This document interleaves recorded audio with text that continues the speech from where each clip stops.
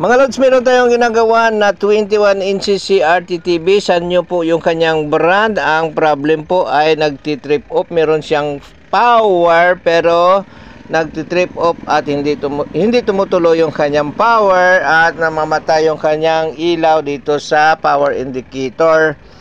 At binuksan natin, tiningnan natin, nag-i-stack po yung 300 volts dito sa kanyang primary filter capacitor. At sinukat natin yung mga voltahe dito sa secondary. Pag switch niya ay nagkakaroon naman ng normal na mga voltahe pero saglit lang at nag-hold down or nagpo-protect.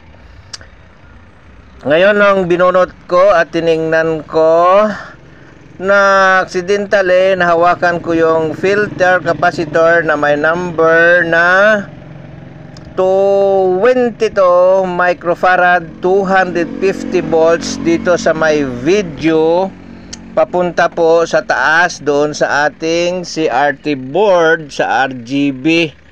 So nung mahawakan ko itong top ng capacitor ay mainit po siya. At nung binunot natin at tinester, ito po ay may leak. At nakakaroon po ng reading sa ating tester sa mga 200 ohms. Okay, so yan po, or 200 ohms nung isukat natin sa X10. 200 yung nasukat natin, so ibig sabihin 2K yung kanyang reading at hindi na nag-infinite. So nung pinalitan ko yung capacitor, ayun na siya. At tinisting natin, umandar na siya, hindi na nagti-trip off, pero meron pa siyang problem, walang brightness. Yan po yung susunod natin na hahanapin.